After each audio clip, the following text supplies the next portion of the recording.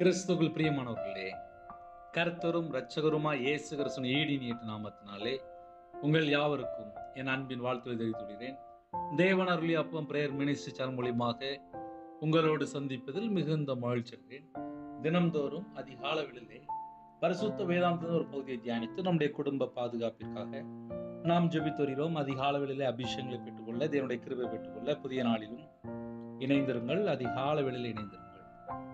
உபாகமம் 16 அதிகாரம் 20 22 ஆகிய வசனங்கள்.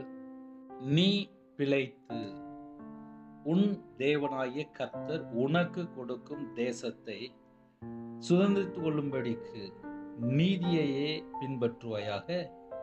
நீ உன் தேவனாகிய கர்த்தருக்கு உண்டாக்கும் பலிபீடத்தண்டையில் யாதொரு தோப்பையும் உண்டாக்க வேண்டாம், யாதொரு சிலையையும் நிறுத்த வேண்டாம். உன் தேவனாகிய கர்த்தர் அதை வெறுக்கிறார். ஹல்லேலூயா. கிறிஸ்துவில் பிரியமானவர்களே, இன்று பரிசுத்தமுள்ள ஓய்வு நாள். பரிசுத்தமுள்ள ஓய்வு நாளிலே யாரெல்லாம் ஆலயத்துக்கு போறீங்களோ, ஆலயத்திலே சிலை வழிபாடு இருக்கா? யாதொரு சிலையையும் நிறுத்த வேண்டாம். இது பைபிள் சட்டம். இந்த சட்டத்தை மீறி இருந்தால் தேவன் அந்த இடத்துல இருக்க மாட்டார். சில குடும்பத்துல உடனே ஒரு கேள்வி கேட்பாங்க, இல்லையே பிரதர், நாங்க அந்த இடத்துல போனோமே, எங்களுக்கு ஒரு அற்புத அடையாளம் நடந்துச்சு அப்படின்னா. கர்த்தர் வெறுக்கிற இடத்திலே அங்க என்ன நடந்தாலும் சரி, கர்த்தர் வெறுக்கிற இடத்திலே அங்க கர்த்தர் இருக்க மாட்டார். யாதொரு சிலையையும் நிறுத்த வேண்டாம். இது கட்டளை, பைபிள் உள்ள கட்டளை. இந்த கட்டளைக்கு மீறும் போது அங்க தேவன் இருக்க மாட்டார். முதல்ல அதை நம்ம புரிந்து கொள்ளணும். ஏன்னா சில குடும்பத்திலே நிறைய பர்சனலா நிறைய காரியங்கள் சொல்லுவாங்க. இல்ல பிரதர், எங்க வீட்டுல வச்சிருக்கோம் பிரதர், நாங்க எங்க வீட்டுல அதை வச்சிருக்கோம் பிரதர், இதை வச்சிருக்கோம் பிரதர் அப்படிம்பாங்க. கர்த்தர் அதை வெறுக்கிறார். கர்த்தர் அதை வெறுக்கிறார். கர்த்தர் அதை வெறுக்கிறார். எதை வெறுக்கிறாரு? உங்களை என்னையுமா வெறுக்கிறாரு? இல்ல. யாதொரு சிலையையும் நிறுத்த வேண்டாம். சிலையை நிறுத்த வேண்டாம். உன் தேவனாய் கர்த்தர் அதை வெறுக்கிறார். அப்ப எதை வெறுக்கிறார் அப்படின்னா, சிலையை கர்த்தர் வெறுக்கிறார். இன்னைக்கு நிறைய குடும்பத்திலே என்ன நடக்கு அப்படின்னா, சிலை வழிபாடுகளுக்குள்ள போய் சாபத்துக்குள்ள போய் மாட்டிக்கிடுறாங்க. அதுக்கப்புறம் வியாதிக்குள்ள போய் மாட்டிக்கிடுறாங்க. அதுக்கப்புறம் இந்த வீட்டுல பார்த்தா தேவனை தொழுது கொள்ளாமல் சிலை வழிபாடுகளை போய் சிக்கி கொள்றாங்க. சிலை வழிபாடுகளுக்குள்ள போகும்போது அவங்களுடைய கண்ணு குருடாயிரும், அவங்களோட வாழ்க்கை இருளாயிரும், அவங்க இருதயம் இருளாயிரும். இப்படி நிறைய குடும்பத்துல நடக்கு. நீ பிழைத்து, நீ பிழைத்து, நம்ம நல்லா இருக்கணும் அப்படின்னா நீ பிழைத்து உன் தேவனாய் கர்த்தர் உனக்கு கொடுக்கும் தேசத்தை சுதந்திரித்துக் கொள்ளும்படிக்கு நீதியையே பின்பற்றுவாயாக. நம்ம என்ன செய்யணும் அதையும் சேர்த்து நம்முடைய தேவன் நமக்கு அழகா கற்றுத் தருகிறார். நான் திருநெல்வேலியில இருக்கிறேன்ப்பா. திருநெல்வேலியில இருந்தா நான் என்ன செய்யணும் அப்படின்னா, நீதியையே பின்பற்றுவாயாக. நான் என்ன செய்யணுமா? நீதியை பின்பற்றணுமா? நீதியை பின்பற்றினால் கர்த்தர் கூட இருப்பார். இல்ல பிரதர், நான் சிலையை பின்பற்றேன், நான் சிலை வழிபாடுகளுக்குள்ளதான் நான் போவேன் அப்படின்னு சொல்லி சிலைக்கு பின்னாடி போயாச்சு அப்படின்னா அங்க கர்த்தர் இருக்க மாட்டார். நீ பிழைத்து நான் நல்லா இருக்கணும் அப்படின்னு நினைச்சாச்சு அப்படின்னாலே நான் என்ன செய்யணும் அப்படின்னா, நீதியை பின்பற்றணுமா? ஒரு மனுஷன் கரெக்டா வாழ்ந்துட்டான் அப்படின்னாலே அந்த குடும்பம் ஆசீர்வதிக்கப்பட்டுரும். ஒரு குடும்பத்துல இப்ப எது வந்துட்டு அப்படின்னா, எங்க பார்த்தாலும் சிலை வழிபாடு வந்துட்டு. அது நிறைய பொசிஷன்ல நம்ம சொல்லலாம். கழுத்துல போட்டிருப்பாங்க, எல்லா பக்கமும் போட்டிருப்பாங்க, எல்லா பக்கமும் போட்டிருப்பாங்க. இயேசு கிறிஸ்து உயிரோடு இருக்கிறார். நம்ம ஆராதிக்கிற தேவன் இயேசு கிறிஸ்து. இயேசு கிறிஸ்து உயிரோடு இருக்கிறார்.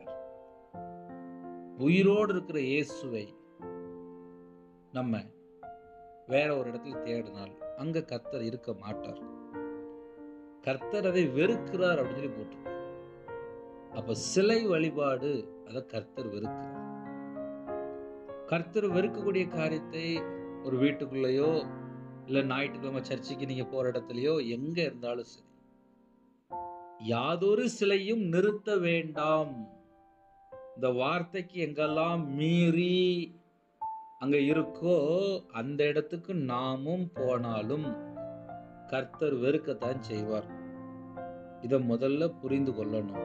என்ன, கர்த்தருடைய பிள்ளைகள் இணைந்திருக்கிறீங்க, ஞானமா இருந்தா மட்டும்தான் அந்த கடைசி காலத்திலே தப்பித்து கொள்ள முடியும். பிசாசு யாரை விடுங்கலாம் என்று வகை தேடி சுற்றி திரிகிறான். கர்த்தர் தான் தேட போறேன்னு போவாங்க. ஆனா அங்க என்ன பண்ணிட்டு இருப்பாங்க? சிலை வழிபாடுல நிப்பாங்க. சிலை வழிபாடுல நின்றுட்டு கையில பைபிள் எடுத்து வாசிக்க மாட்டாங்க, தேவனை தேட மாட்டாங்க. ஆக மொத்தம் வாழ்க்கையில பெரிய ஆபத்துக்குள்ள போய் மாட்டிடுவாங்க. நிறைய குடும்பத்துல இப்ப என்ன நடக்கு அப்படின்னா, தேவனை தேடாமல் விக்கிரத்துக்குள்ள போய் மாட்டிக்கிட்டாங்க. நீ உன் தேவனை கர்த்தருக்கு உண்டாக்கும் பலிபீடத்தண்டையில் யாதொரு தோப்பையும் உண்டாக்க வேண்டாம்.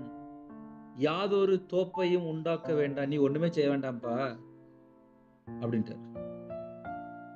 நீ நிறைய குடும்பத்துல என்ன பண்றாங்கன்னா, சிலை வழிபாடுக்குள்ள போய், அங்கதான் பைபிள் அழகா தெளிவு போட்டிருக்கு, யாதொரு சிலையையும் நிறுத்த வேண்டாம்.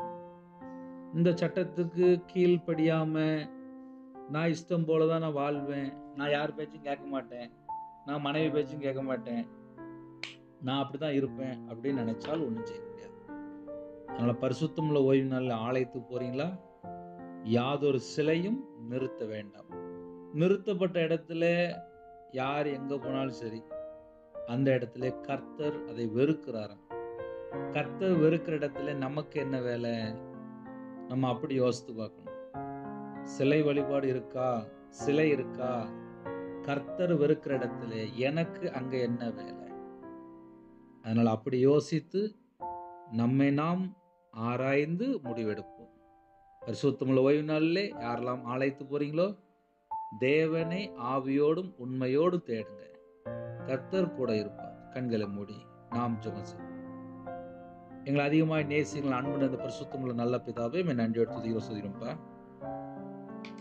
பரிசுத்தமுள்ள ஓய்வு நாளிலே தேவனை ஆவியோடும் உண்மையோடும் தேடுறதுக்கு எங்களுக்கு கிருபை தாங்கப்பா. யாதொரு சிலை வழிபாடுகளை போய் அப்பா எந்த ஒரு குடும்பமும் சிக்கிக் கொள்ளக்கூடாது. கர்த்தர் வேலை அடைங்க, உங்க பிள்ளைகளை பரிசுத்தப்படுத்துங்க, ஆசீர்வதிங்க. எல்லா தடையெல்லாம் நீக்கித்தாங்க. சிறு பிள்ளைகள் முதல் கொண்டு முதியோர் எல்லா குடும்பத்துக்கும் கர்த்தர் வேலை அடைங்க, ஆசீர்வதிங்க. என் நாமத்து நிமித்தம் எதை கேட்டாலும் என்று சொன்னீங்க, இயேசு கிறிஸ்து நாமத்தினால கேட்கிறோம்ப்பா.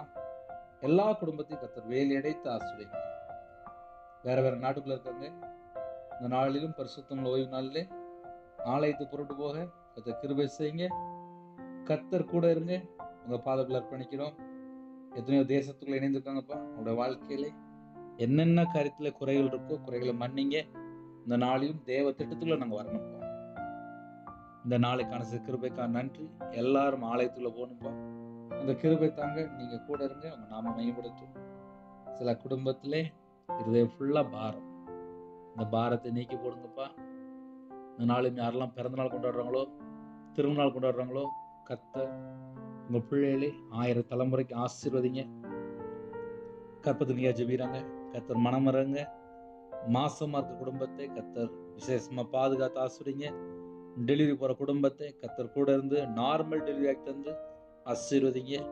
வாலிப பிள்ளைகள் இணைந்திருக்காங்க, ரட்சிக்கப்பட்டு ஆலயத்தில் நாட்டப்படணும், இன்னுமாக ஆவிக்குரிய வாழ்க்கையில வளரணும், கர்த்தருக்கா முழு நேரம் ஊழியம் செய்யணும். அப்படிப்பட்ட ஆத்துமாக்களை எழுப்புங்கப்பா.